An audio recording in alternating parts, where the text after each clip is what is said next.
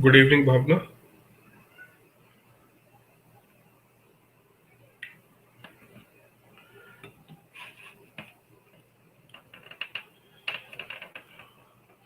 Okay, so we was doing the capital market, and in the last class, I have completed the equity part of the capital market. Today, we have to start our discussion regarding debt market, right? And while discussing the equity, I have discussed the primary market, and I told you in the last class, while winding up this last class session, first we will complete the primary market of both equity and debt. Then we will take the secondary market. And while discussing the secondary market, I will discuss both equity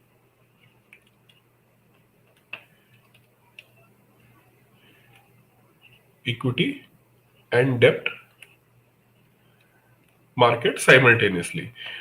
What I did while discussing the primary market, for primary market, I took both separately, means equity and debt. I'm taking both separately, but while the secondary market, because things are going to be more common there, and for the ease of discussion and understanding, I will take both of them simultaneously, right? And one more thing, any of you who have given the SEBI exam recently, and you have any doubt or question related to that exam and which you have appeared, you can send me that question. I will answer that question. Means I will send you the solution of that answer. Okay. Good evening, Nishtha, Jyoti, Ram, Deepti, everyone. Good evening. Okay, so before moving towards the debt market, today we have to start the debt market. But in the equity market, when we was discussing equity market at primary market, right? I told you equity market means company want to raise the fund for the long term, and for that purpose, company is going to use the option of selling its securities, right? And to selling the securities, they can access to the primary market by IPO, FPO. Other option is right issues and private placements, right? So all these issues are available at domestic level. All these options are available for domestic level investors. Means what I mean to say is that these options are being exercised for the domestic investors, right? However, if you are targeting non-resident investors, if company is looking for non-resident investors, means those are not in India and you seek fund from them. So one option is ADR and GDRs, right? ADRs and GDRs can be issued. ADR stand for American Depository Receipts. GDR stand for Global Depository Receipts, right? So this is one option. Other option is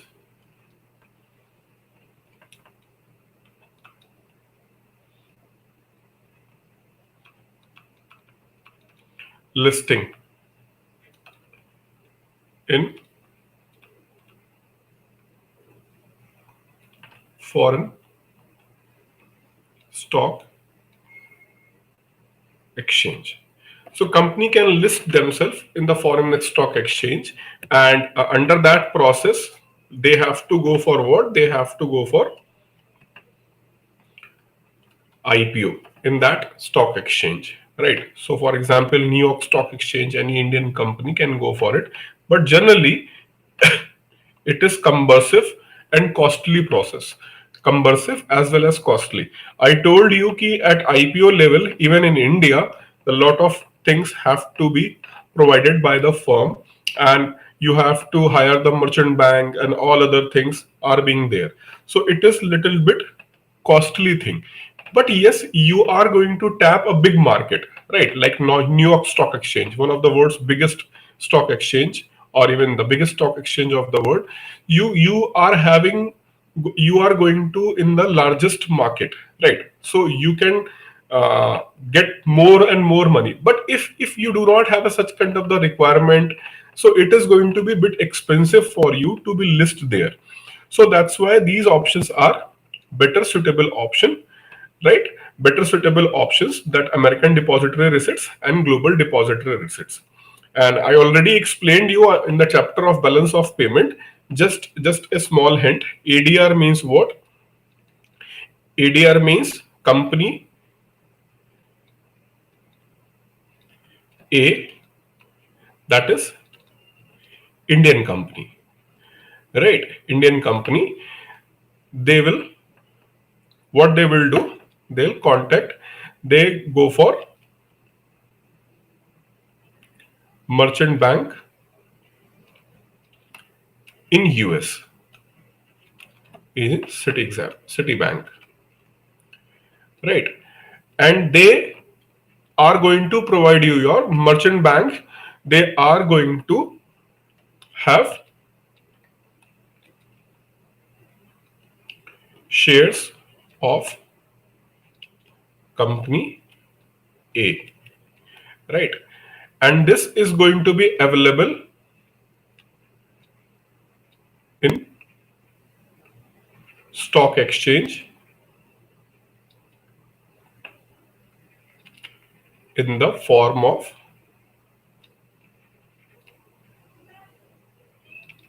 depository receipts.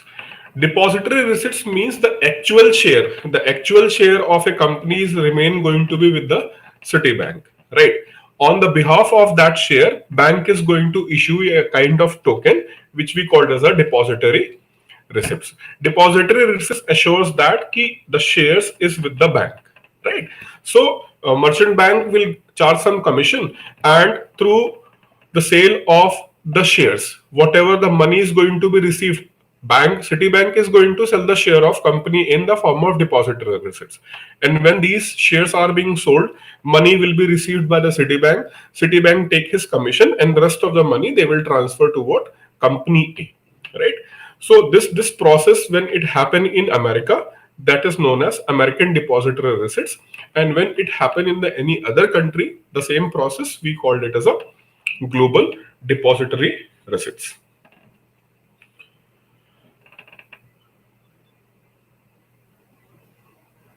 Anil Reddy sir, I watch pre-recorded videos. Do I need to continue with this lecture also, sir?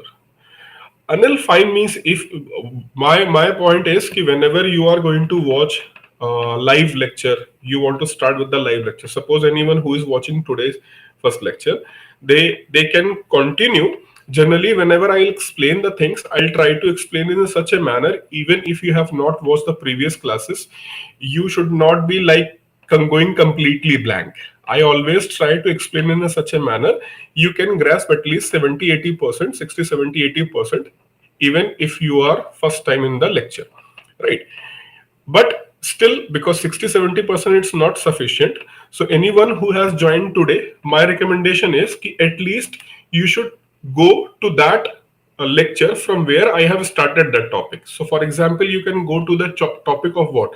You can go and start with the topic of money market. So from money market, because money market and capital market are closely interrelated. A lot of things are closely interrelated. So my recommendation is you can start from this money market. No need to go to the further previous lectures, you can start with the money market and you can follow with the live lecture also in order to complete that part.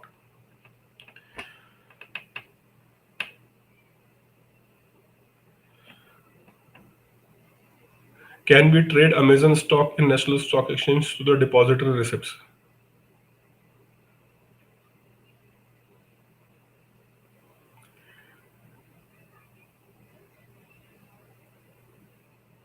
Yes, Anil, you can. Can we trade Amazon stock in National Stock Exchange through depository receipts?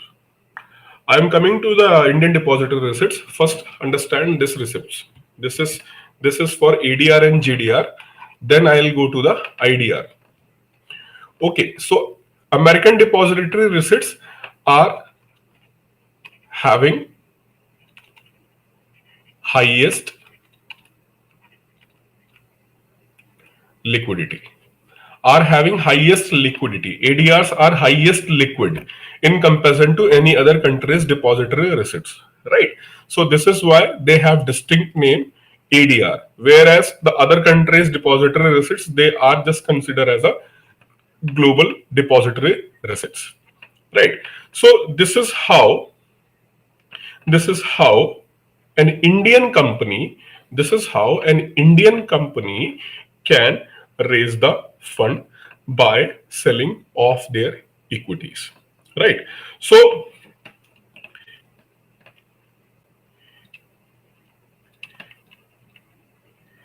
equity market, right? Equity market, one is at domestic investors and other is for non-resident investors, right? Domestic investors, sometimes students say that sir, it means that any NRI cannot participate in the domestic market, like NRI cannot participate in IPO, FPO and other instruments. No, they can participate.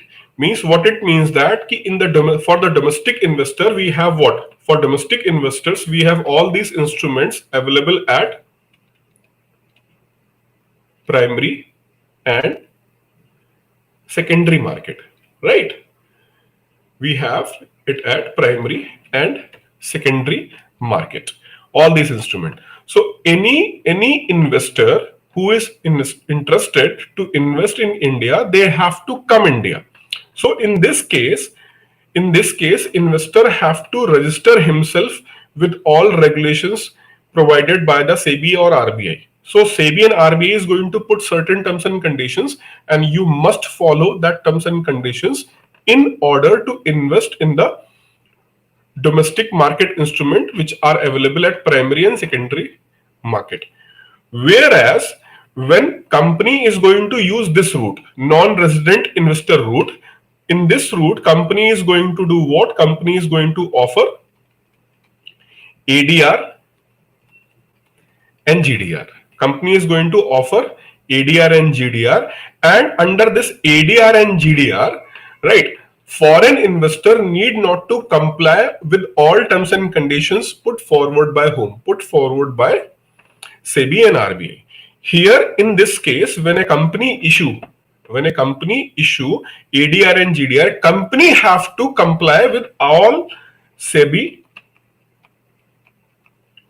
and RBI related terms and conditions, right? SEBI and RBI is going to put certain terms and conditions. Why I'm mentioning RBI? Because when the ADR and GDR are there, right? When ADR, GDR are there, then foreign currency is involved. So under FEMA Act, Foreign Exchange Management Act, RBI have the power to decide the amount, velocity, each and everything is going to be under the preview of RBI. So that's why I'm mentioning the name of Reserve Bank of India, right? So in case when an Indian firm want to raise fund through sale of equity from non-domestic market, that means outside the India. So for that, it is company have to comply all the terms and conditions put forward by the RBI and SEBI. Whereas the investor who is in USA, he need not to comply the terms and conditions of uh, India's market regulator and central bank. Whereas if an investor is wish to participate in Indian domestic market at primary and secondary market level, they must comply all terms and conditions put forward by SEBI and RBI. So that is why it is little bit easier. It is little bit easier for an foreign investor to invest in ADRs and GDRs, right? But again, the ADR and GDR option is little bit quite expensive for a company. So company generally focus only on the primary and secondary market at domestic level rather than foreign country level. Companies focus on this route only when they have a plan to expand their business even outside the India, and for that purpose they need some funding, especially in the US dollar. Then they generally go for this route. Otherwise, generally they are focused on this route.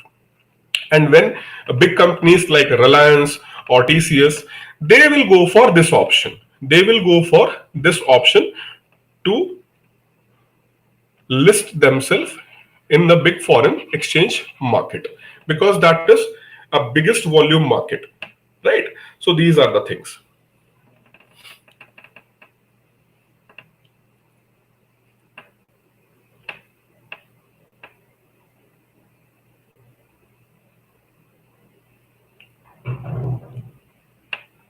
How ADR and GDR can imply volatility in the market?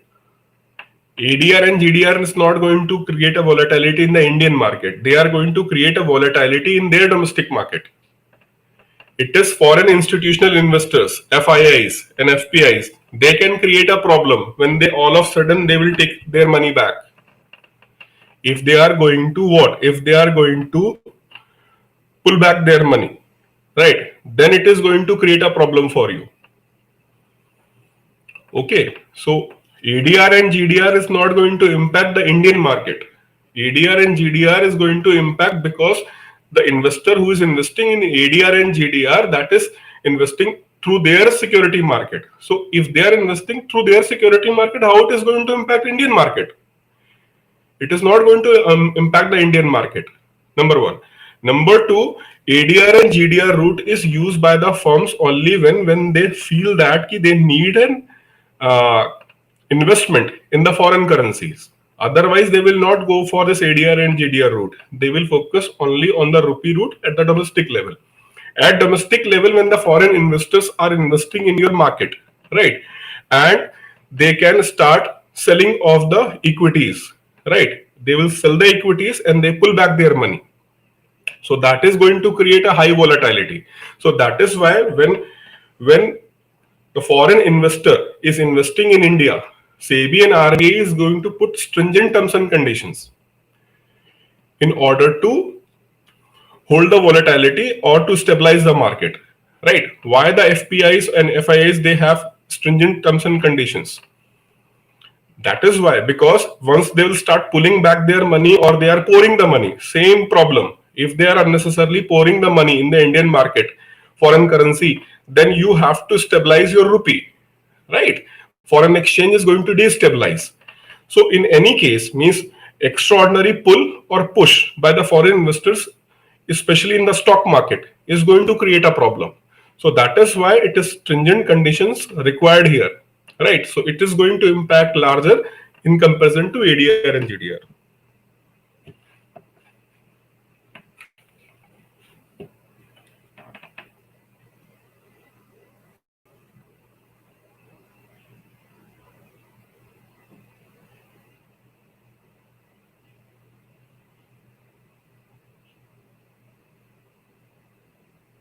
In ADR and GDR, also companies sell its equity to foreign investor.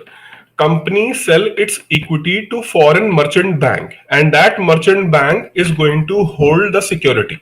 They are going to hold the security, not foreign investor directly. Foreign investor is going to hold only depository receipts issued by the merchant bank against those equity. So technically, you do not hold a shareholding, technically. But as per the agreement, you can say that, yes, I have an equity in the Indian firm. I have an equity in the Indian firm, but actually the equity is remain with whom? Remain with the merchant bank, but merchant bank, to give the surety, they issue the depository receipts.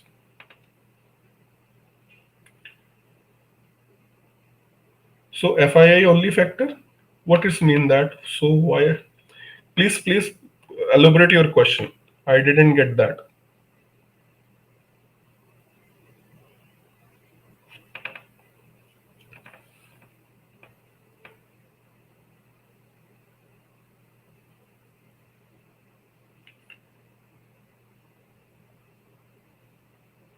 It is like escrow account in Swift. What you want to ask properly. don't don't send in the pieces. Whatever your question, take your time, write your question properly, then ask. Okay, so these are the things which was left when I was discussing the equity market in last class. I have not taken all this part of at the international level. So here equities market is completed. Now come to the what this debt market.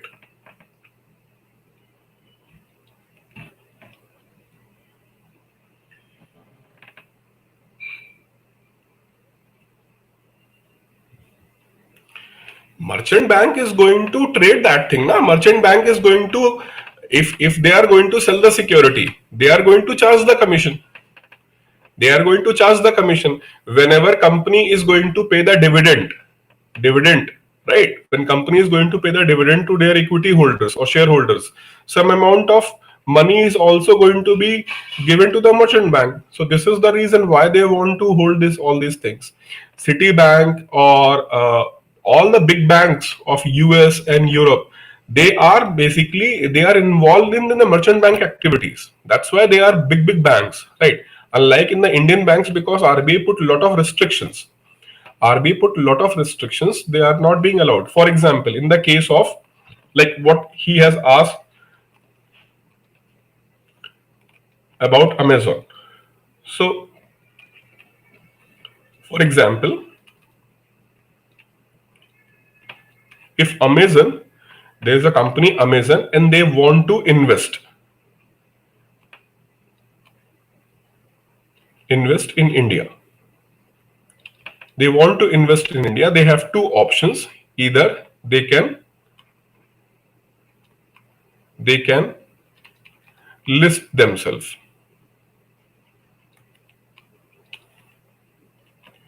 in equity market. They can list themselves in the equity market or debt market, right? But they have also other option that is known as Indian Depository Receipts route.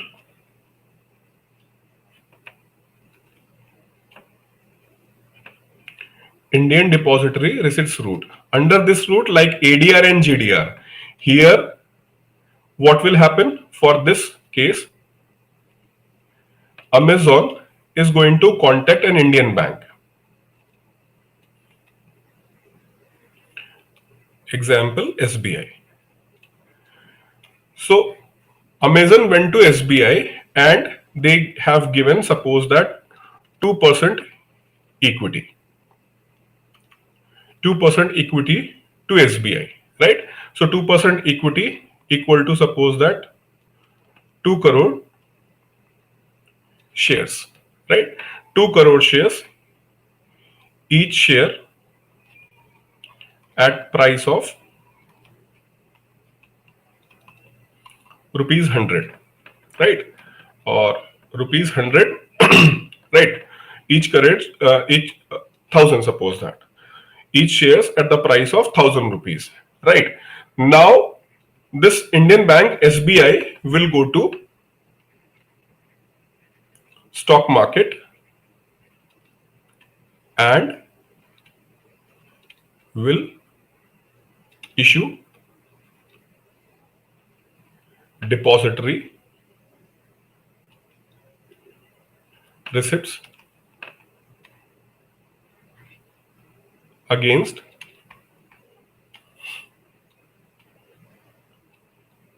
shares of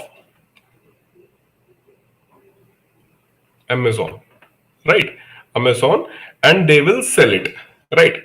They will sell it. Suppose that Amazon and SBI have this agreement ki whatever the sale will be there, Amazon will pay 2% commission. 2% commission for this activity, right? So 2 crore shares are going to be provided by the SBI, State Bank of India, in the Indian stock market, and if all the shares are being sold, then 2,000 crores rupee 2,000 crore will be raised, and this money will go to whom? SBI, and through SBI it will go to the Amazon, right? Through SBI it will go to the Amazon. And before giving this money to Amazon, what SBI is going to do? SBI will cut its commission. So this is how the SBI is going to make the profit. This is how Amazon is going to raise the fund from the Indian market. And Indian domestic investors need not to register themselves.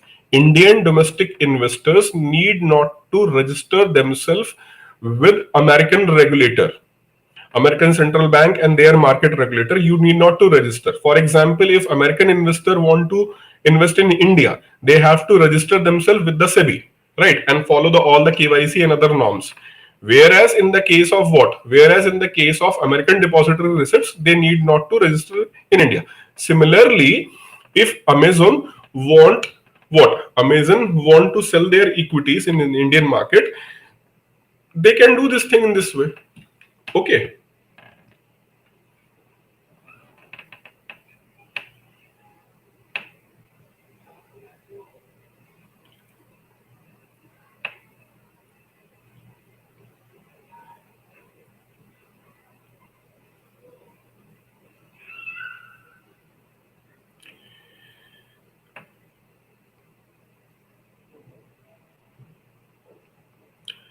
See, in the subject of economics, it's rarely term only is used. You cannot use this term in the subject of economics only, right? In the rare cases, only few instances, the term only is used. And especially when it is used, the term only is used especially with respect to the sovereign, like countries' government, central banks, right? Apart from this regulatory institution and government, generally this term only is not in generally used, right? First have this thing in mind very clearly, right? Only means what? Only means you have a prerogative. You have only the person, you have the right? So never ever think in that terminology, number one. Number two, yes, FIIs are largely responsible if there is a crash. If there is a crash, and that crash is related to what? If that crash is related to the pull or push by the foreign investors. For example, Russian stock markets were crashed. Why? When Russia have attacked on the Ukraine, then everybody know that Western countries are going to put lot of sanctions, right? Lot of sanctions on Russia. So it is a time to immediately pull back their money. Now, for example, suppose many of Russian companies are listed in the stock market in India. Suppose that Russia have total 100 companies, and out of 185 companies are registered in Bombay Stock Exchange. Then what will happen? That there will be the huge impact on Bombay Stock Exchange. Why? Investors who have put their money in the Russian companies in the Russian stock market, even including the Indian stock market, they are going to sell off their shares immediately in order to minimize their loss. Then it is going to create a huge impact on the Indian stock market, right? So many things are responsible, right? You cannot blame only the FIIs. If country, for example, the fall of the Russian stock market is not because of the FIIs, it is because of the policy stand taken by the Russian government, right?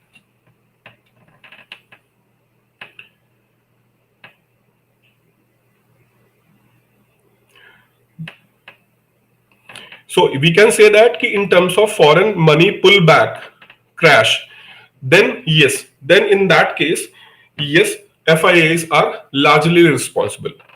FIAs are largely responsible, or maybe at your domestic condition. For example, if you will take the case of Pakistan, right?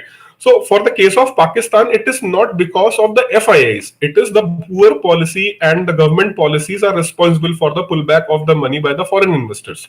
So foreign investors are not irrational, right? So foreign investors, those who are going to put their money in your country or in your economy, they most of the times they behave in the rational manner.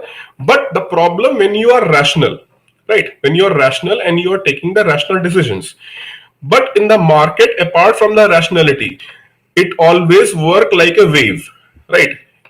It always going to be work like a wave. And and in the case of any extraordinary event, that wave is going to convert in the tsunami, right? So that attack kind of the thing, right, attack kind of the thing is going to create what? Tsunami. So for example, India has accidentally fired a BrahMos missile in Pakistan. Just imagine if the missile was fueled, right? And it is going to create a what? It is going to go for some human casualty and some property loss. Then definitely Pakistan is going to respond, because Pakistan is internally disturbed and a lot of problems are going in the Pakistan. So in order to divert the attention of the Pakistani people, their military can do such kind of the counter action. Then things may be escalated, and within a 2 to 3 days, your market is going to crash. Right? Your market is going to crash. Fine. So such kind of the possibilities are always there. Now you will blame what? Ki FIAs has pulled back their money. Yes, they have to pull back their money. Doesn't matter whether they are FIIs or their domestic investors, everybody is going to pull back their money. Right?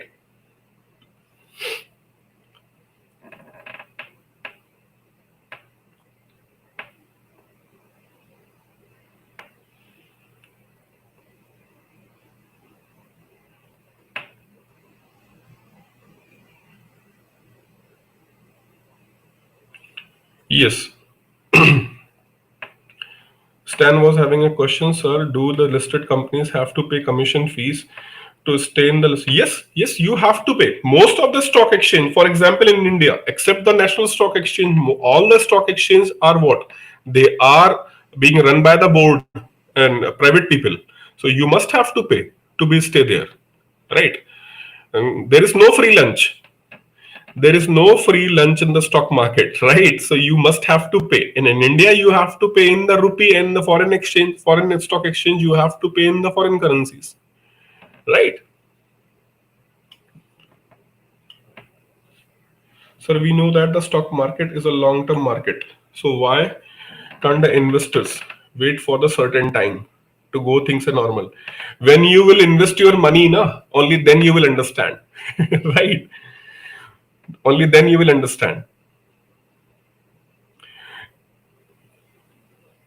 No, if you are registered in the stock market, then you have to pay directly. Merchant banks are going to do the activity on your behalf. For example, at the time of what? At the time of this one. At the time of IPO and follow-on public offer for that.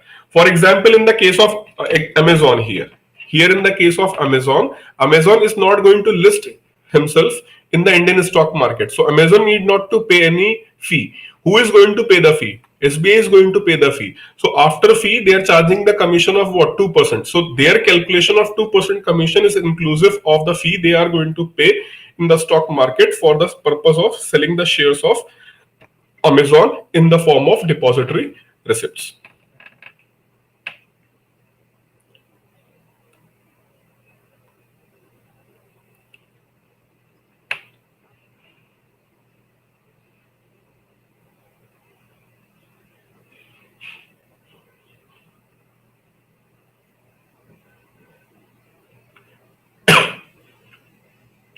It is like behavioral economics. As Einstein said that he can't deal with the humans in rationality. Yes, you can say that.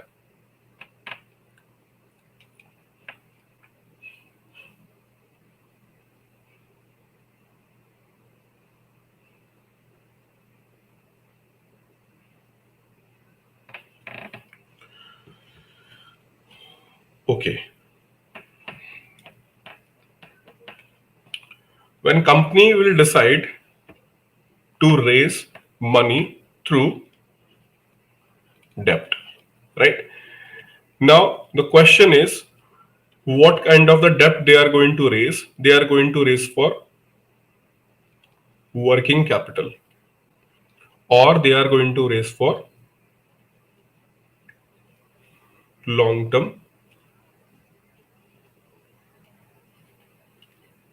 capital, or for capital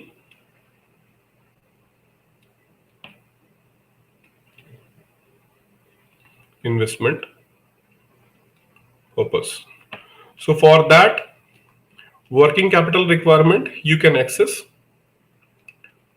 money market, which we have already done.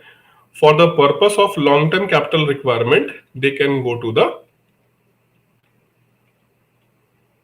capital market, and the segment which deals with what the debt is known as debt market.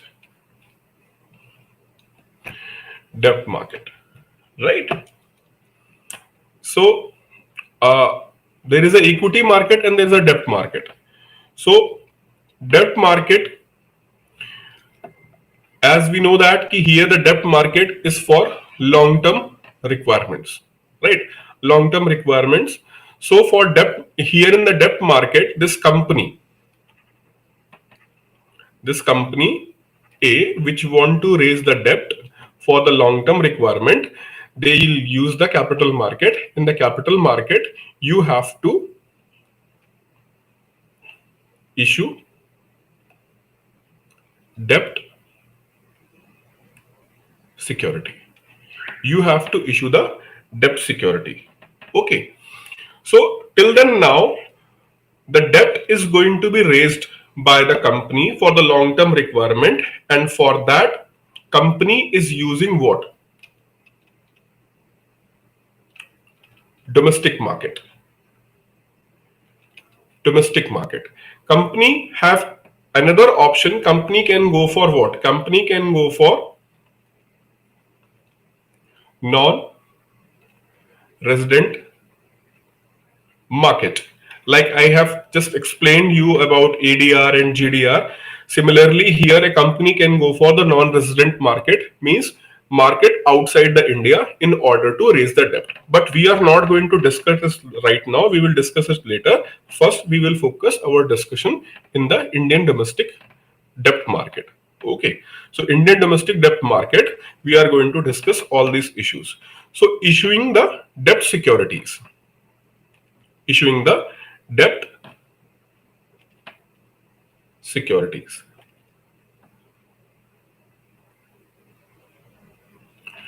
Right.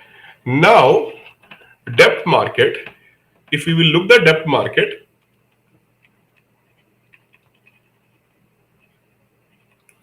who are the participant in the debt market? Who are the participant in the debt market? Government, union, as well as state government. So you know that for government who work as a banker, RBI. So for the government, it is RBI who will be part of debt market, right? RBI will be part of debt market. Then public sector companies. All the public sector companies, they can also go to the debt market, right? Another is what? Private companies. Then it is primary dealers,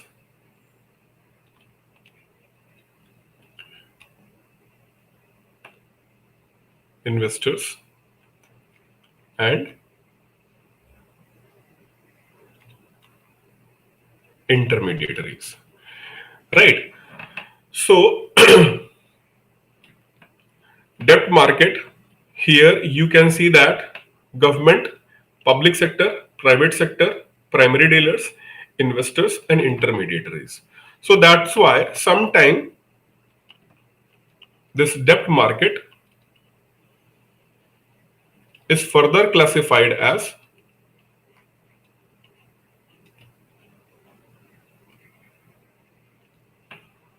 government debt securities market or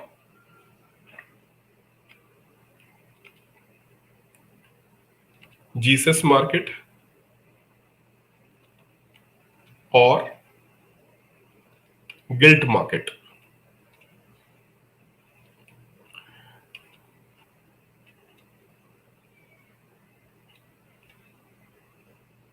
Right. And here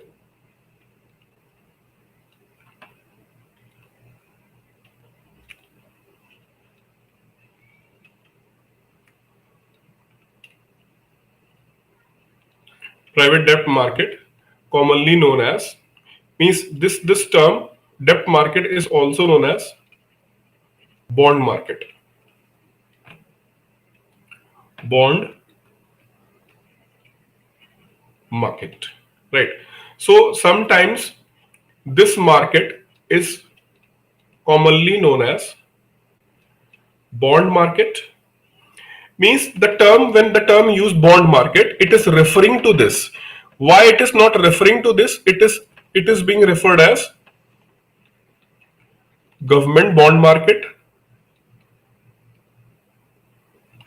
or gilt market or GSES market. So for government securities, that separate designation is being used. The reason is very simple, because here whosoever is raising a debt is having like no default condition, right? Government generally do not default. Government generally do not default. Again, I have used the term generally. Generally means most of the time it is not going to default, but in certain cases maybe government can also default, right? Government may also default, but in general it is the rare incident. Whether economy is too weak, even in that case there is a rare possibility of government is going to default, right? So that is why the market is known as gilt edge securities. Sometimes the term is used as gilt edged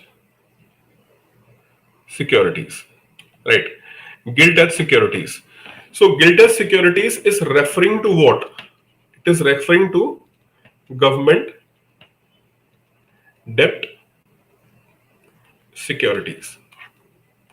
It is referring to government debt securities. No issues, Vikul. Good evening, Vishaka. Good evening, Vikul. Both. Now, I have one question for you. I told you that gilt-edged securities are also known as government debt securities, right? My question for you is, why not government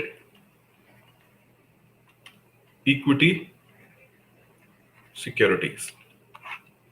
The term gilt-edged securities is being used for government debt securities, but not for government equity securities. Answer, please. Not GUILT, it is gilt. GILT, not GUILT. It is gilt. GILT.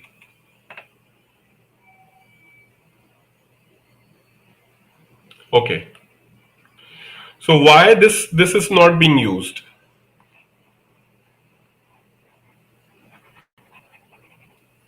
The term gilt-edged securities is being used only for the debt securities, not for this one,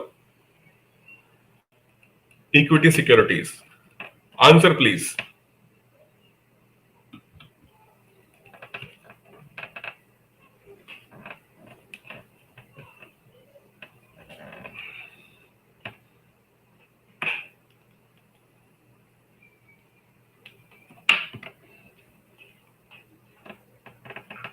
जल्दी से answer करो. I am waiting for your reply.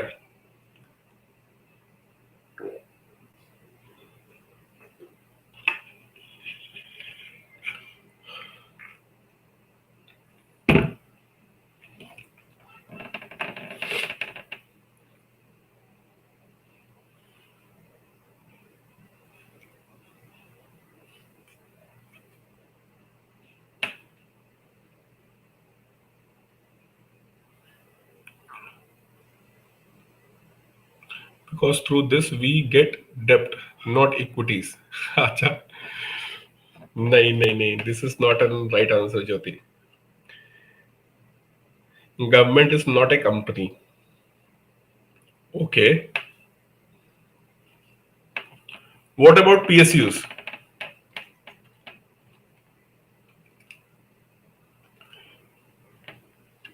Can we call PSU equities as a gilt-edged securities?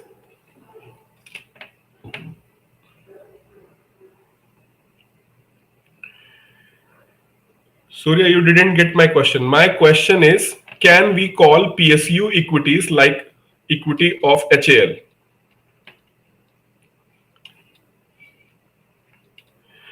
HAL's equity, which is available in the market, can we call it as a gilt-edged security?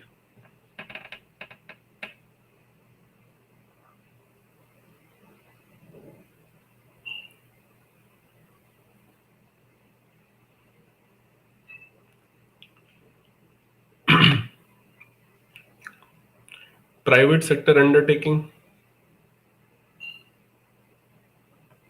What do you mean by private sector undertaking? I didn't get that.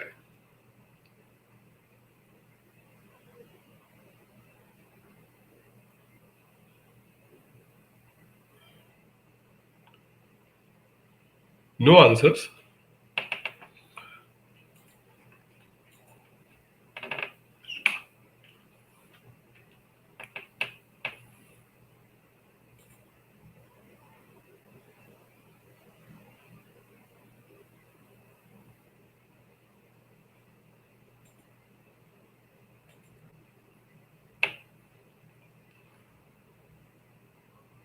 No, because PSU can be privatized.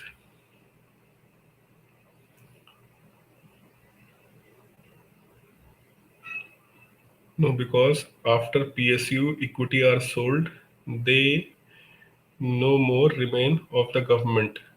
Further, they will be traded as a private property in the secondary market. In equity, there is a risk, but not in the debt security. No, debt securities are also on risk. Nishtha is saying that, sir, I think gilt edge are exclusively mean for the GSIS. Yes, that statement is correct. Answer is not there, but statement, Nishtha, your statement is absolutely correct. Gilt edge security is exclusively mean for government, not government securities. It is mean for exclusively government debt securities. But still, your statement is absolutely correct.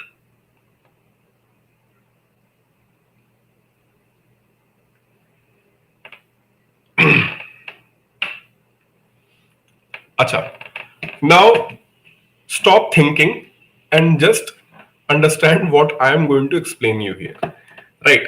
First of all, this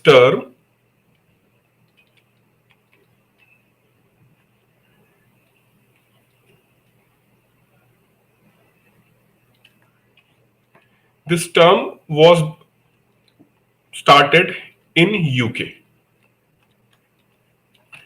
This term was started being used first time in UK, and generally we follow the many of the things. So that's why even in India and all the former British colony, these terms are widely used, gilded securities, right?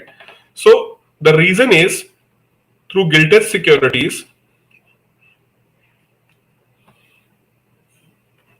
that is a security paper, government is going to raise loan. Government is going to raise the loan. And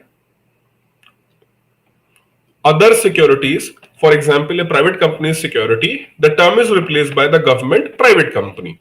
So when government is going to raise the loan, that means that there almost 100% guarantee.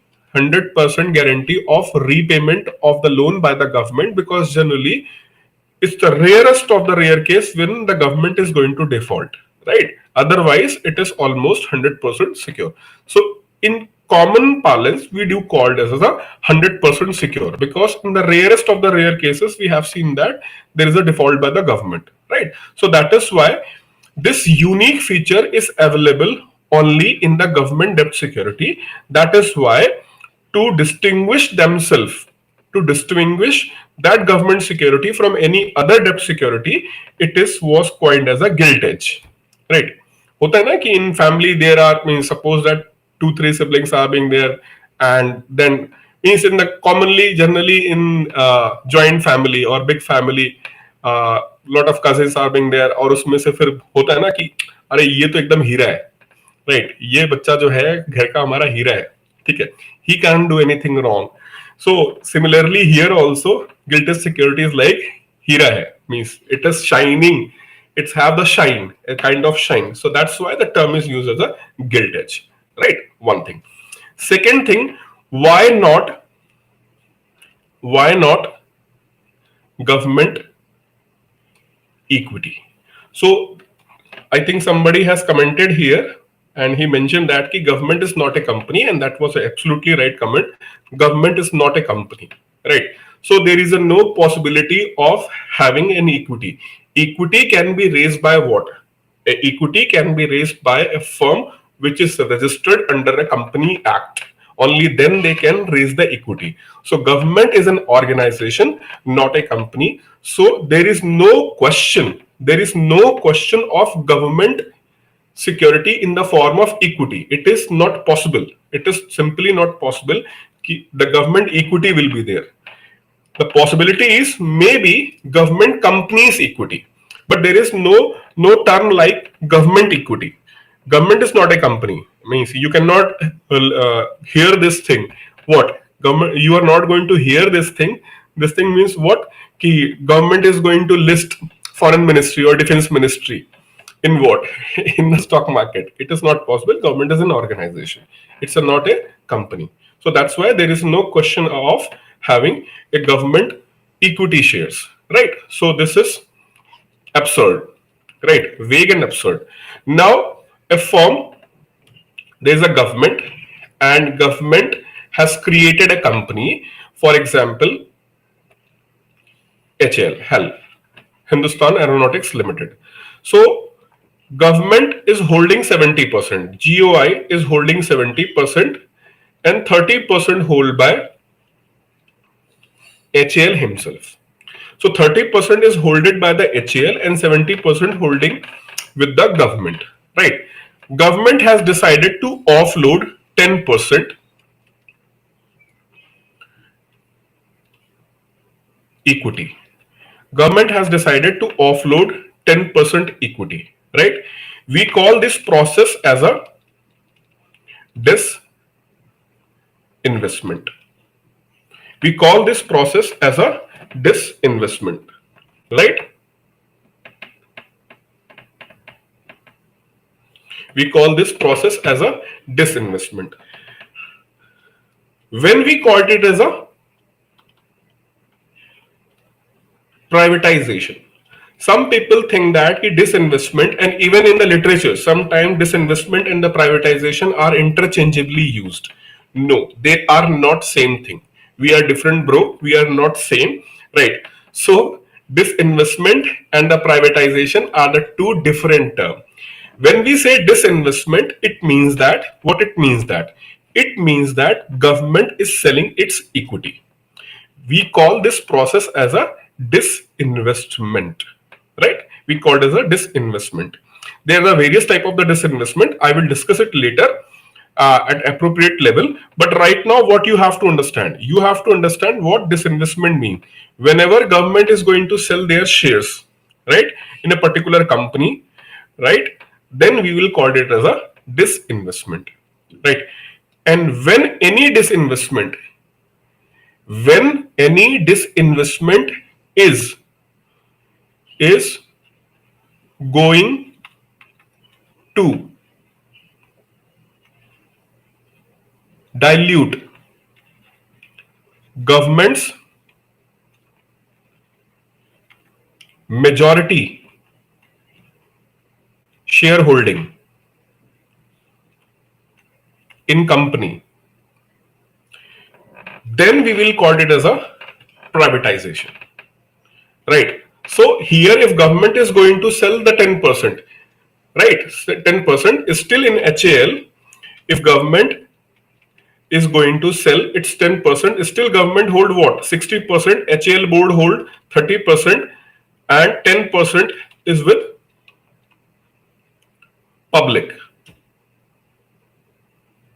right? 10% is with the public. Still government hold the majority shares. Government still hold the majority shares, right? But now if government is going to announce, we are going to offload another 15%, or even if government is going to announce we are going to offload 10.5% or even 10%. 10% means if government is going for 10% sale, then government is going to have only 50%. Here government is going to have only 49.5%. In case here government is going to hold only 45%. In any case, if you are going to below 51%, that means what? You lose the majority shareholding. That means government cannot take the majority decision in the company, right? Then whosoever is having the majority shareholding, he is going to take the decision. But in these cases, 50%, 49.5%, 45%,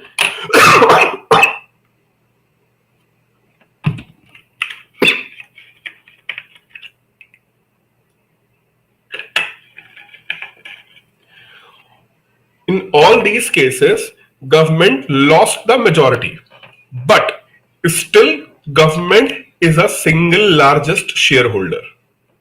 Government lost the majority, but still government is a single largest shareholder, right? In these cases, what is going to happen? Then there will be an independent company board. The board of a company is going to have an independent people, means they are not recruited and appointed by the government, right? And they need not to follow all government rules and regulations which are being given to the public sector undertakings.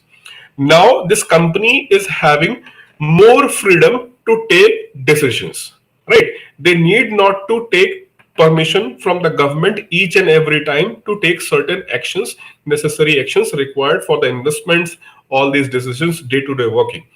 But when this board, which is having the private people, is going to take any radical decision where the division of vote is required, right? Division of vote is required for any radical change, then still government can influence. Right? So this is what we called it as a privatization. But still government is holding what? Certain shares. So government did the privatization for strategic purpose. What is a strategic purpose means? Strategic purpose means ki, okay, we do not wish to control the company. We do not wish to control the company, and what we believe that if company is going to be run by private professionals, they can help company to grow in a better manner rather than company is going to be run by government appointed people, right? So this is our objective, and that is why we are selling the company. But still, Hindustan Aeronautics Limited is a company which is a defense PSU and responsible for most of the Air Force related project. So we do not want to completely sell off the company in the private hand. Otherwise, these private hand may be going to be only for profit motive, right? So we want to be remain there, but not in the capacity of what? Not in the capacity of captain, but in the capacity of leader. So Ravindra Jadeja may be a captain of CSK, but who is a leader? Leader is still Mahendra Singh Dhoni, right? So when Mahendra Singh Dhoni is going to be completely out of from the CSK, only then you can say that yes, Jadeja is the absolute captain. Otherwise, till then he is going to be on field. Who? MSD. Who is a leader? Leader is going to be remain what? Leader is going to be remain him. For example, in any case of on-field decision, if captain is about to take that decision and MSD will move to him and he is going to tender his opinion, captain is not going to refuse. He is supposed to accept by wish or by pressure, right? By wish or by pressure. So similarly, when you went for the privatization, government went for the privatization, sold around 51% of the company, and now company is what? Kind of private company, but still government hold lot of shares, right? Government hold lot of shares. That means government still have a lot of influence. The classic example is Axis Bank. Axis Bank is a private bank, still government having the shareholdings. At a point of time, government was having the single largest shareholder, right? And government has guided the functioning of Axis Bank, right, for a long time. Now, gradually, government has started diluting its share in the Axis Bank, diluting, right? So this is the gradual way, right? So disinvestment is an initial step. Disinvestment is an initial step to go for privatization. I hope this explanation is going to provide you the better clarity about the disinvestment and privatization process.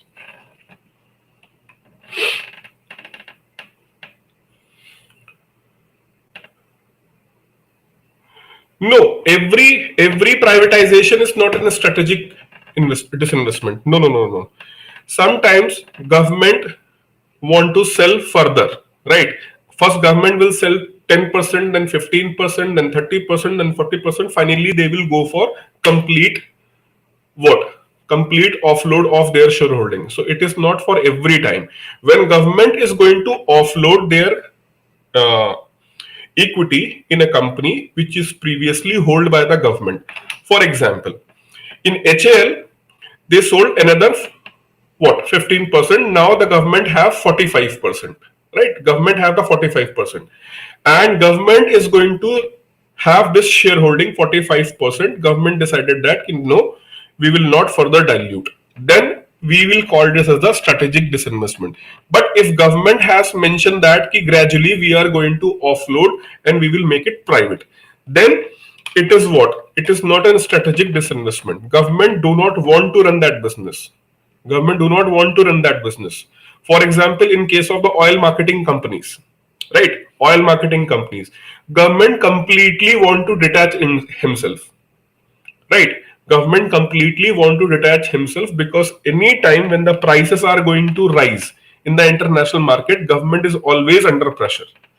Government is always under pressure to provide some kind of the relief to the people because you own most of the oil companies in India, right? So once government is not going to own those companies like Indian Oil and Bharat Petroleum, then the pressure will be there, but the pressure will be not like that कि अरे आपकी company है, you have to take the decision.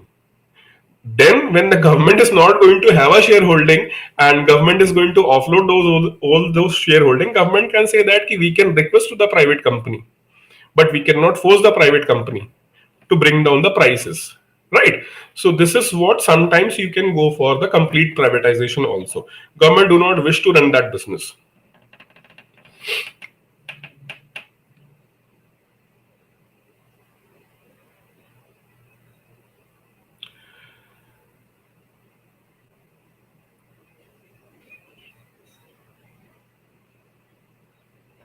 Yes.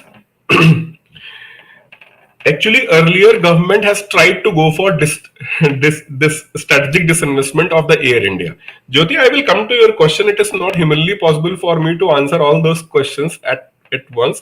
I'll answer the question one by one, and I'm answering in the order. So I will answer your question. Government actually tried for this disinvestment of Air India with this strategic disinvestment kind of what government want to hold the majority shareholding and they want to sell some part, but people were not interested. People know that those who are interested to purchase the Air India, they know that till then government is going to have the majority shareholding. It is going to create a problem, right? The facilities or all those debt is on the Air India. It is not going to possible to run that company if government is going to be the what? If government is going to be the even majority shareholder. So this is why the privatization was required. Unit Trust of India is now. Unit Trust of India, UTI, was a first mutual fund in India. And in 1992, when the licensing process for the private bank was again open, then UTI has applied for a banking company license.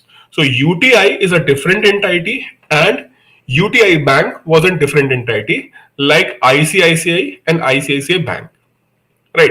So ICICI is an umbrella organization, right?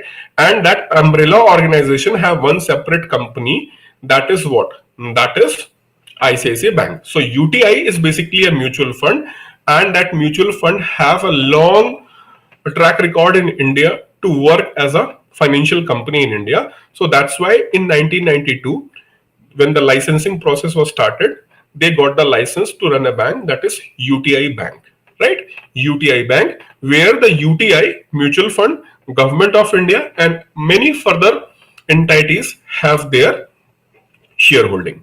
Finally, when the government has sold a lot of shareholding, then its name was changed to Axis Bank. But still, government have somewhere around, I think 20 or 23 or 20, somewhere around 20 to 30% still government hold the shareholding. Axis Bank is in the line of being completely private. Axis Bank is a private bank, my dear. Jyoti's question was, sir, you didn't give the answer why government selling of the PSU equity is not called a gilt-edged securities. Gilt means what? GILT. Gilt means generally when there is a 100% guarantee, right? When there is a company, whether it is government company or private company. Okay. So when there is a company will seek the profit, right? Company will go and try to make the profit, maximum profit or minimum profit. For example, if the government company is there, government company will try to make minimum profit by providing most of the thing for the purpose of welfare. But still they are going to charge, right? Still they are going to charge. So when there is a company, there is always a possibility of profit and loss. So when there is always a possibility of profit as well as loss, we cannot give the guarantee of profit, right? When there is a company is going to do the business, and when company is going to do the business, there is going to be the possibility of what? Possibility of profit as well as loss. So two possibilities are there. For gilt edge, there should be only one possibility. You will earn the profit because there will be no default. You will earn the profit because there will be no default. That is only possibility you will call as a gilt edge, right? When there is a only possibility, it will be called as a gilt edge. But for a company, it is not possible that they have only one possibility of only profit. So profit as well as loss. So there is a possibility of loss.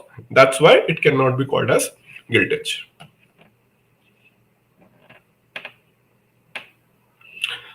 IDBI. IDBI is on the verge of privatized. For IDBI is right.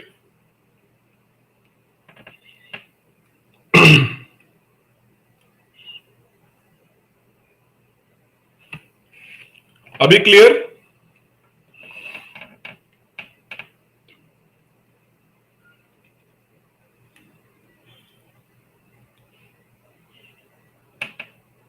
Any further question on this topic?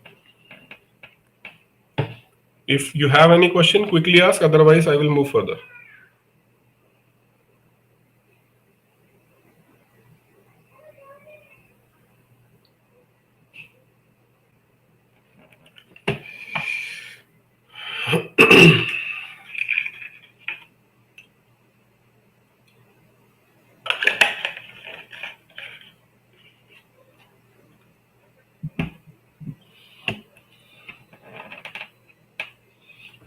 Okay, fine. Now, as per our discussion, company has decided what we have started our discussion in the debt market. Company has decided to raise the fund through the route of debt securities, and in the debt security,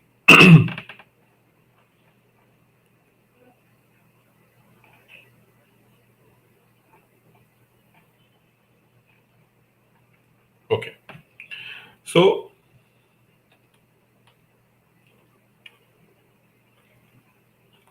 company A, they went for the route of debt market to raise fund. They have two options: domestic or international, or in other words, in finance and economy term, the better word is from non-residents. Domestic. So first we are going to discuss in the domestic. So for domestic, the company is going to do what? Company is going to issue debt securities, right? Debt securities, and for that they can go for either bond. I'm considering the case of private company. I'm considering first the case of private company. Though I have mentioned you, in a market there are multiple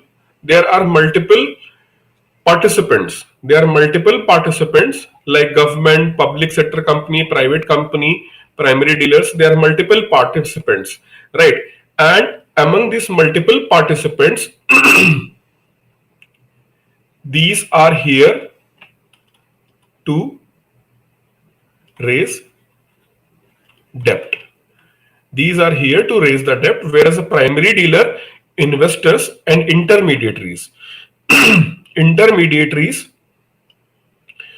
are going to facilitate this debt market. They are facilitator, whereas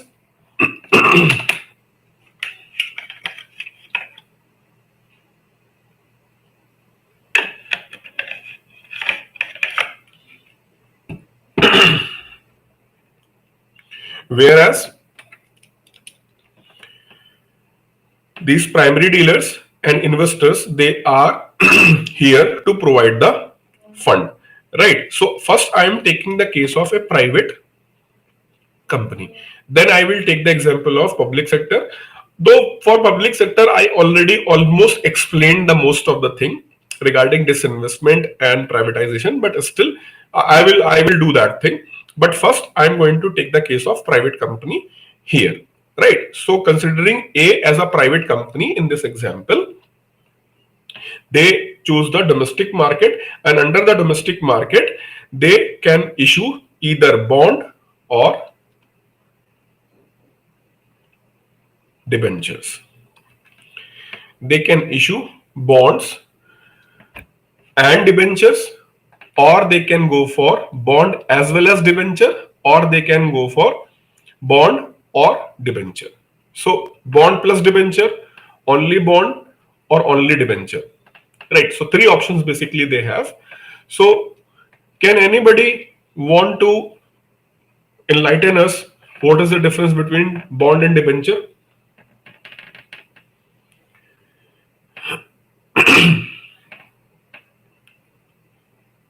Anybody is interested to enlighten us? What is the difference between bond and debenture?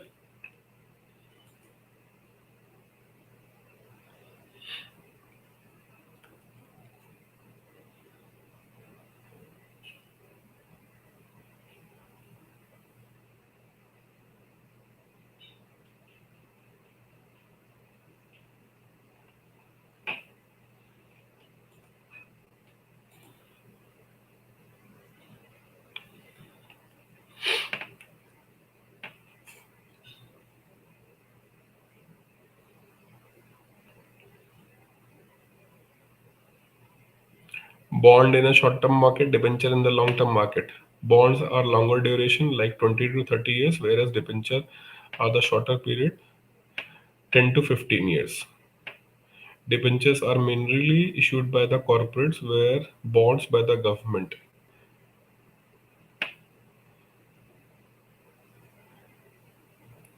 Jyoti Saikat is saying that bond is a short-term and debenture is a long-term. That is true, but when Jyoti went further, she is writing 20 to 30 years, whereas debenture are for the shorter period, like not 10 to 15 years. You can write from 1 year up to 10 years. 1 year to up to 10 years. Generally, debentures are having of 1 to 7 to 8 years. One minimum 1 year to up to 6 years, 7 year, maximum stretch at 10 years. Debentures are mainly issued by the corporates, whereas bonds by the government. Okay. No, it's not like that. Both can issue. Both can issue. Anyone else?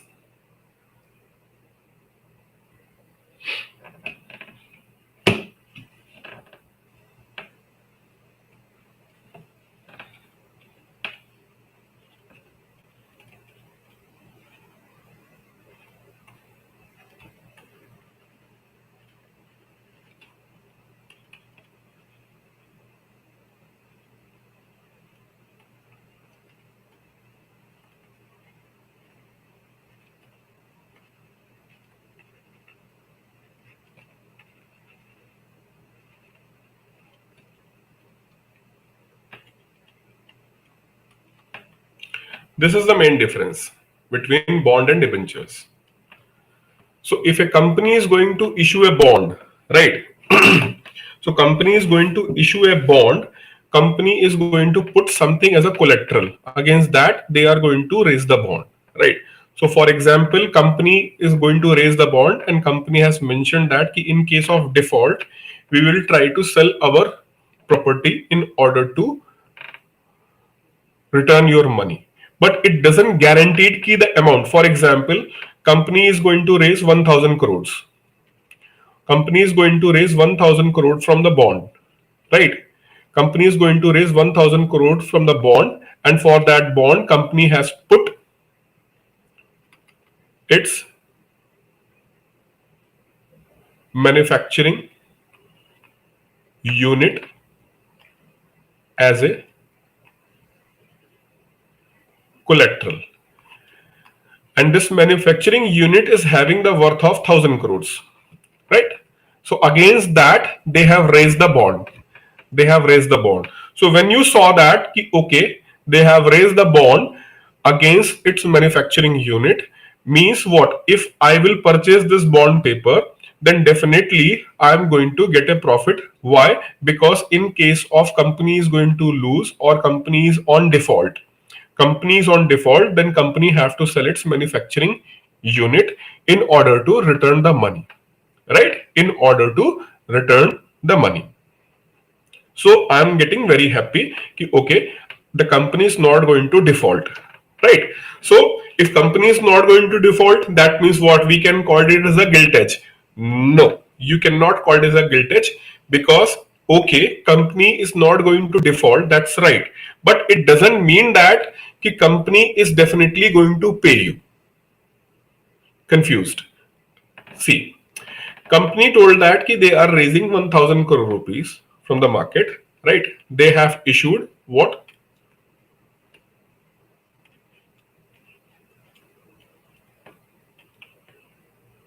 Bond paper. Each bond paper is having the worth of 100 rupees and promise is to pay 110 rupees, right? 100 rupees multiplied by 10 crores. 10 crore bond paper issued by the company in order to raise 1000 crores, right? So company is offering 10% interest, right? Company is offering 10% interest, and in order to raise this bond paper, they put their manufacturing unit as a collateral. In the bond paper, they have mentioned that. Fine. Now, this bond paper is having, suppose that this is a bond paper, and as many of you have mentioned there, ki bond papers are generally having the long term, right? So long term bond paper. So after 10 years, suppose that bond is of 10 years. So do you think that this manufacturing unit which is valued, manufacturing means what? All the assets which are the capital assets, like a plant, their generator, all these machineries, do you think that after 10 years they are going to have the same value? If you will apply the depreciation, the value of this asset is going to lose. Maybe on the land where that manufacturing unit is established, the price of land is going to increase, but the value of the capital assets on that land is going to depreciate it. So today value is 1000 crore. At the time of 10 year, after 10 year, it is not necessary that the value will be higher or the same. It is going to be depreciated. Number one. Number two, when company is going to default, because they are not able to pay, then they have to sell their manufacturing unit. First, your value is decreased, and at the decreased value, you want to sell in the market. So suppose that value is depreciated to 800 crores, and you want to sell this 800 crore asset in the market in order to return the money. How much money? That is 1100 crore, because you have offered 10% interest, right? So you have to return this amount. And you have to sell this 800 crore assets. But it doesn't mean that you are going to get the 800 crore. Maybe those people who are interested to purchase this asset, they may offer how much? 600 crore or 500 crore. You have seen the case of Jet Airways, na? What happened with the Jet Airways? Jet Airways was defaulted, and lenders like banks who have lent their money against the bond issued by the Jet Airways, they have lent their money to the Jet Airways. Now they want to get back their money by selling the assets of Jet Airways. Since last 4 to 5 years, where is the logjam?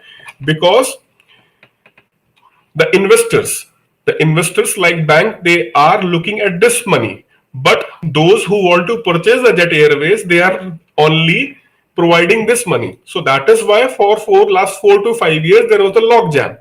They are not agreeing. Finally, a mutual kind of solution, both were agreed, right? Both were agreed, and now they are going to get their money. So bond are also in the line of being default. But when you will compare bond with debenture, right? Bond with debenture. So if the debenture is there, it is not backed by any asset. It is not backed by any collateral. So if company is going to what? In this downfall, such kind of the fall, and you have purchased a debenture, then you are going to lose your money completely, principal as well as interest both. Right? Because debentures are issued by a company without any collateral. right? Without any collateral. So you are going to invest your money in a debenture of a company on a good faith of a company. And that good faith comes from where? Good credit rating of a company. So company must have a good credit rating, only then they are supposed to get money from the investors to invest when they are going to issue the debenture, right? So can you tell me after this discussion which one is going to have offer higher interest rate, where the highest interest rate will be offered, on debentures or on bond?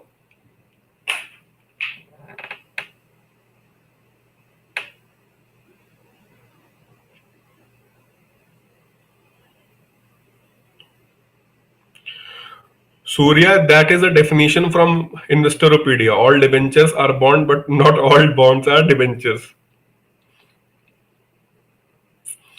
Debentures में कोई security नहीं होती है.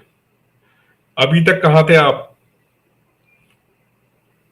सीटी express.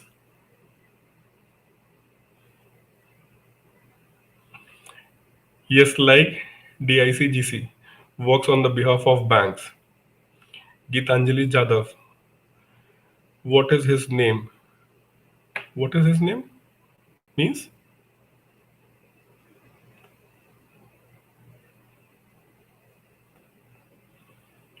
अच्छा, answers आना शुरू हो गया. Debenture high risk.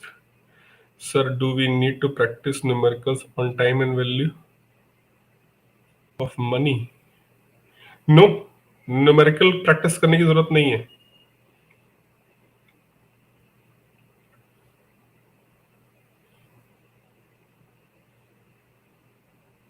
Debenture lag चल रहा था सर. अच्छा, okay. Debenture is high. Yes, obviously.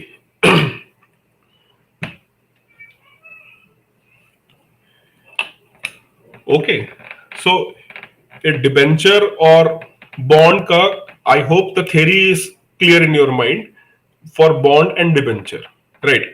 So like we want to raise the money, from the market, right? We want to raise the money, we have decided to raise the money. Company A decided to raise the money from domestic debt market. So they can list their bonds and they can list their what? They can list their bonds and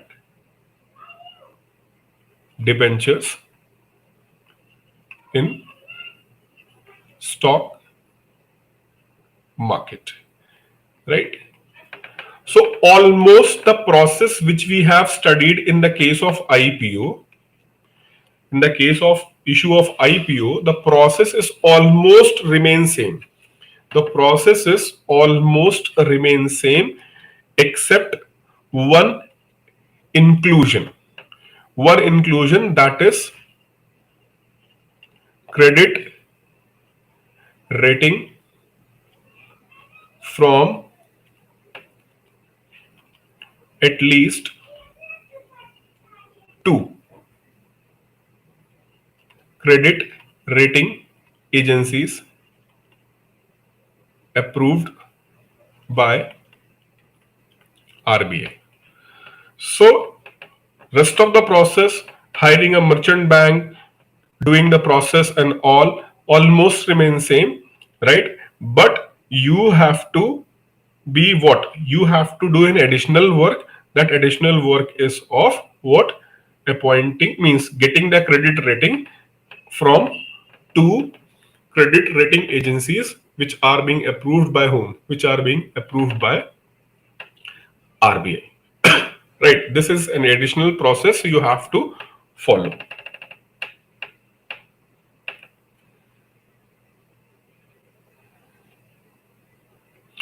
Right, So this additional protocol you have to follow in order to issue the bonds and debentures, right? So first you will sell in the market. Money will be invested by primary dealers or a common investor in your bonds and debentures. That money will go to the company. So from primary market, money will go to the company. Now it is up to the investor whether they are going to hold it or they are going to sell it further. Whether they are going to hold it or they are going to sell it further. If they are going to sell it further and it is being under trading, then it is going to be the part of what? Secondary market. Whereas if it is going to be held by the investor, then it is going to be remain a security which is available in the what? Which is going to be remain in the primary market. So primary market to secondary market. So all good economies, it is little bit analytical thing. Please try to understand carefully. A well-developed secondary market. A well-developed secondary market. Just give me a minute. Just give me a minute. I have to take this.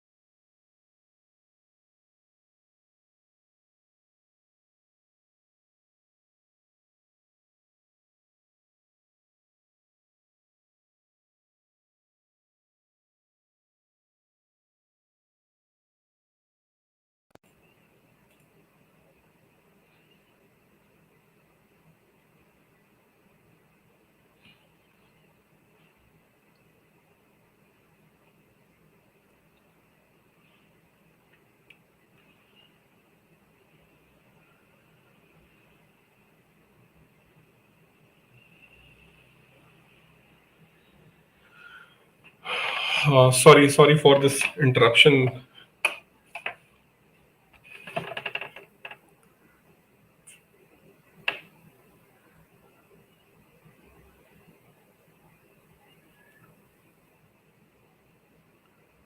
Okay.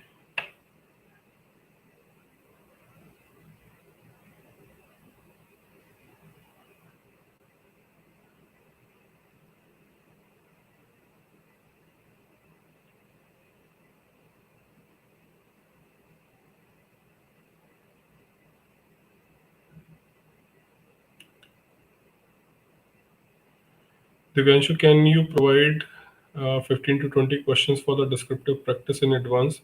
When is the SEBI paper? What is the date of the exam?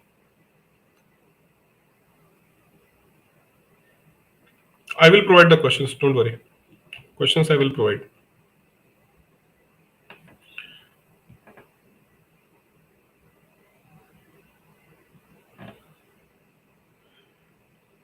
अरे 16th क्या? गधे घोड़े खच्चर पूरा बताओ. What do you mean by 16th? April, May, June, July.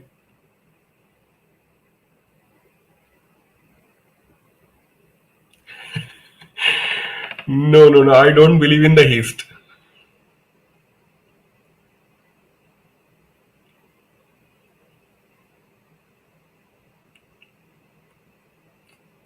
Don't believe in gangs of means I don't believe in Mirzapur. I believe in gangs of Wasipur.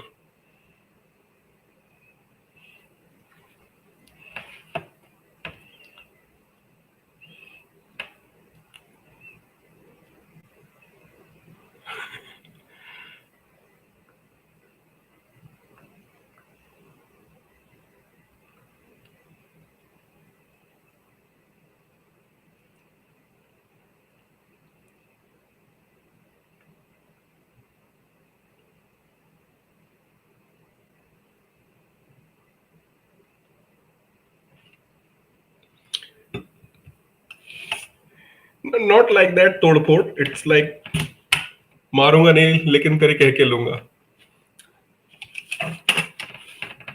So that was the dialogue of Manoj Bajpayee, right? So it's always in me means I always feel that ki okay, you have your own syllabus. Just show me the syllabus. You prepare your own way. I will prepare my students in my way. Whatever you are going to ask, they are going to answer. So you come up with all of your strength, and I will come up with my all strength and have a fair competition. But I will beat you. So I believe in that. That's why I said that कि मारूंगा नहीं कह के लूंगा. So, and it is quite possible. See, if you will make your effort in the right manner, you will do the hard work, you are doing all these things, then there is no need to do the deceptions. You can win. You can win with your strength. Right? You need not to do the deception.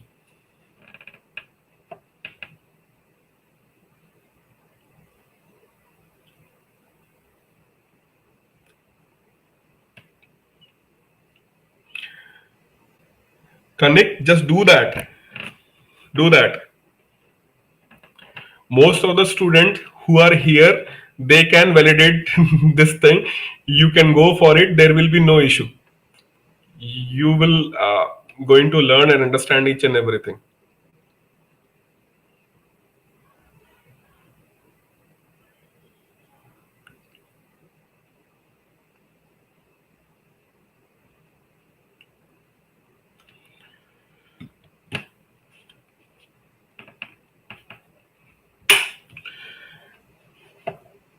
See, confidence is very important. If you are always feeling like that, ki, whether I'm able to do it or not, then always there is a most probability is you are not able to make it.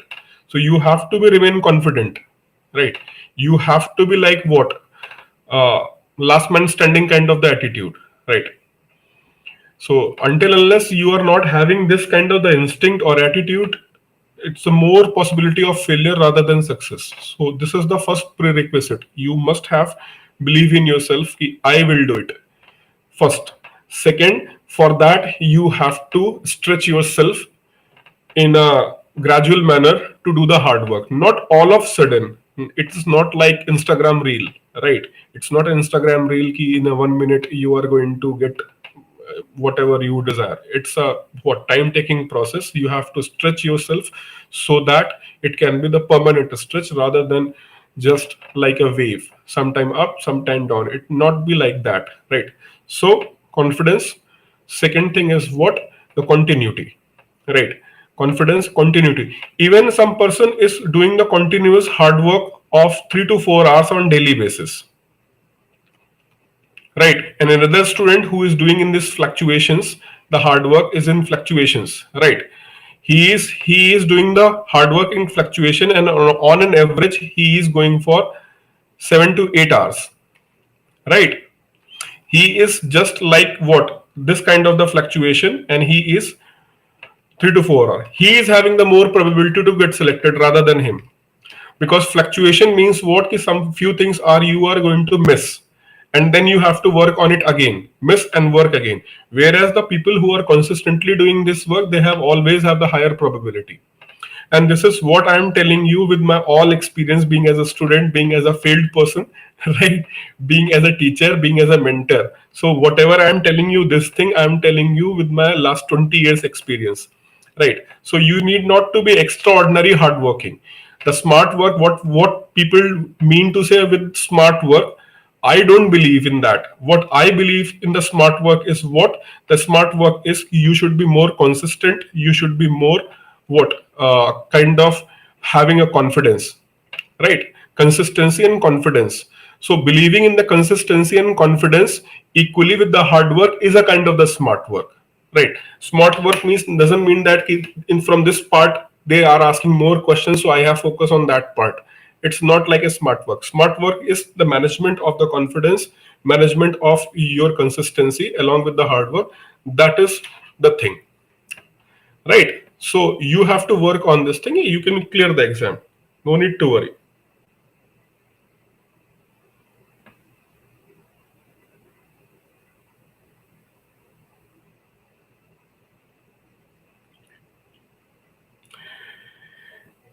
Connect for that thing, you have to wait till then 28th. In the notification, they are going to clarify. I'm not going to do the calculations right now.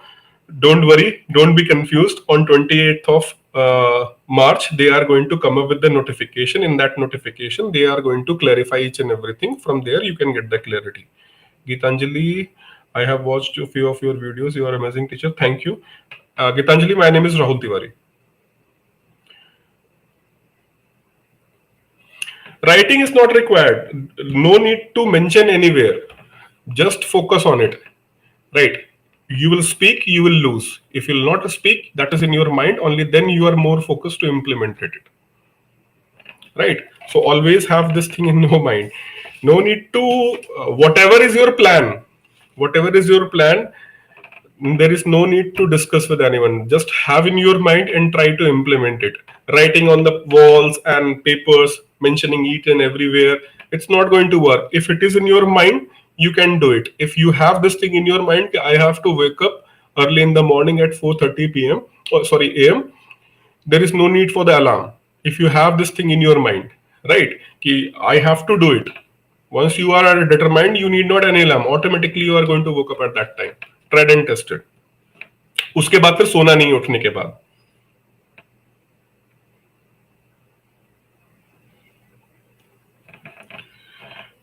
Okay, now come back to the point. So I hope this bonds and debentures are clear. Bonds and debenture for a private company, it is clear. Now for the government company, or sorry, for the government.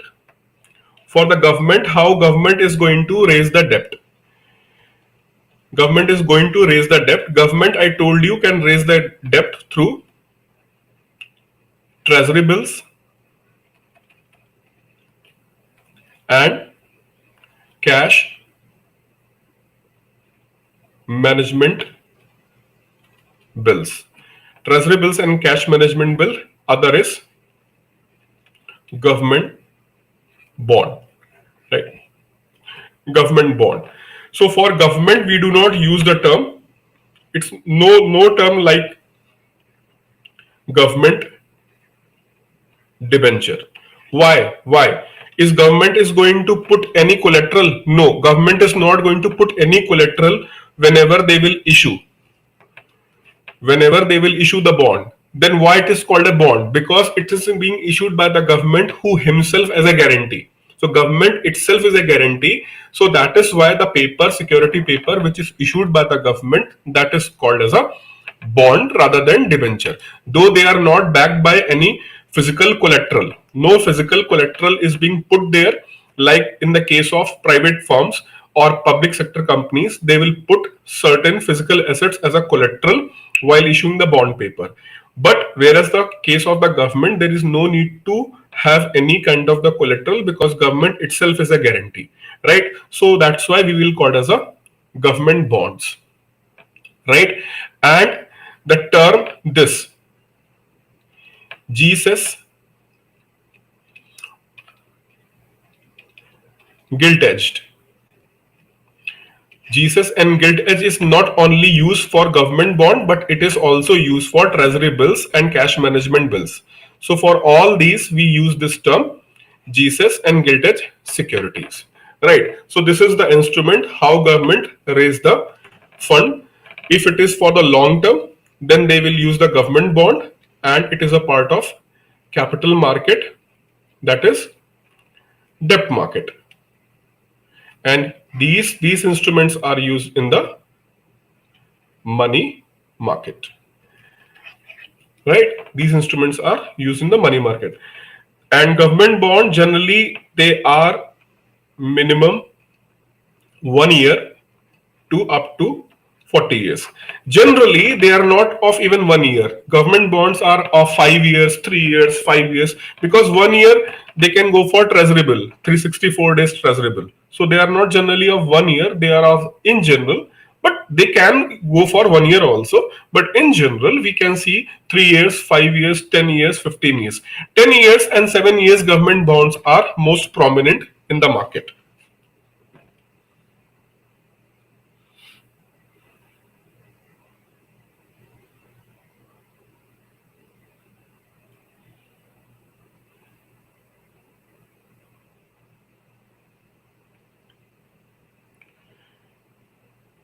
Kanik, you can contact to the admin, right?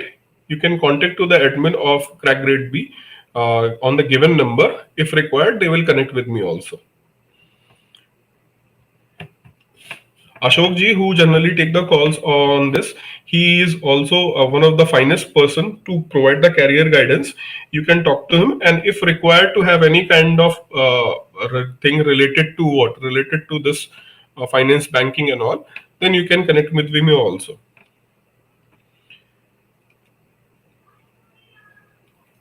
Right. So this is all about the government bond. Regarding state development bonds, few things you must have to understand first, then we will discuss it. Raj, you have rightly said that thing, but in order to understand the state development bonds, we must have to understand this process, and few more details is required to understand in detail. Right. So that part I will take tomorrow because today's class was a little bit disturbed because of that call and then few other things we have did today. And state development need more for means deep study. And with that, I also want to let you know few more things regarding to the state government financing and their financial position, why they want to raise the debt, what are the limitations on them to raise the debt. They are not free as like for the union government. Union government has more freedom in order to access the capital market in comparison to the state government, right? So what are the limitations, why those are limitations, what is the role of finance commission is there, right? All these things I will discuss tomorrow with all the details.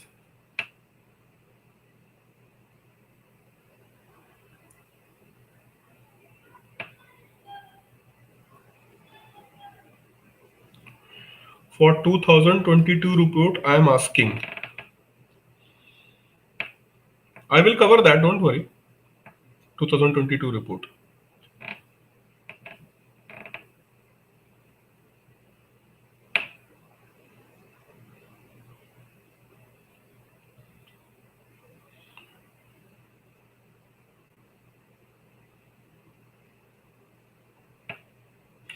What other securities state can issue?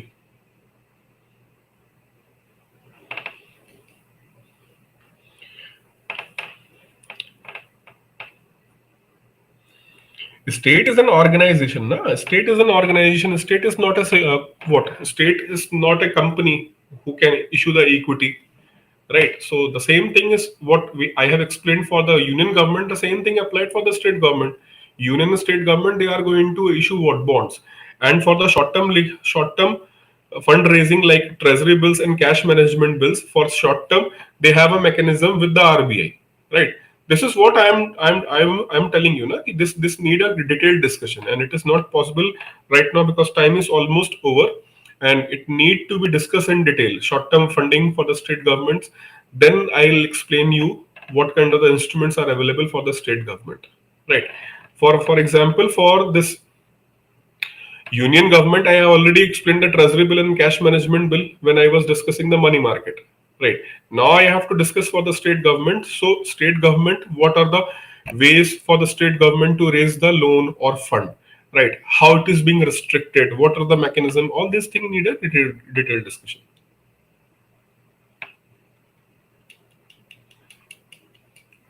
There is no good book, Vishaka. There is no good book. Just go for means. I will recommend what? I will recommend whatever the book is available for finance and all. All these books are outdated. There is one good Bharti Patnaik book is good, but that is outdated. Most of the things are being outdated. So there is no good book. Rather than spending the time and money. See, sometimes people feel that ki joining this course is going for little bit costlier, and we can go for the book. But the point is, to read the book, you need to spend more time. Any book need at least 2 to 3 readings. Minimum 2 to 3 reading, you are not able to understand. When you read the book thoroughly 2 to 3 times, only then you are able to understand what is the main objective of that book, right? And it is going to help me or not. And the problem with the finance and banking is most of the time what things are going to be changed. Okay, so things are going to be changed. So if you want to do on your own, I will suggest you can go through the syllabus, and with the syllabus, you can after the syllabus, you can download the notes from the internet, or you can copy and paste and compile those notes and have at one place, rather than going for a particular book, because book is not going to help. Book is not going to help.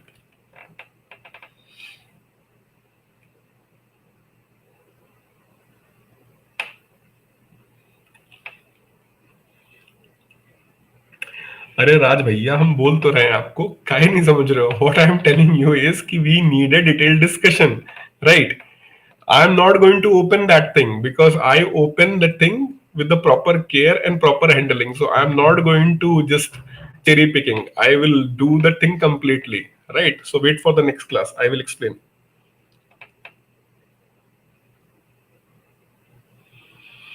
Yes, debentures can be converted into the shares. I will discuss this part in what?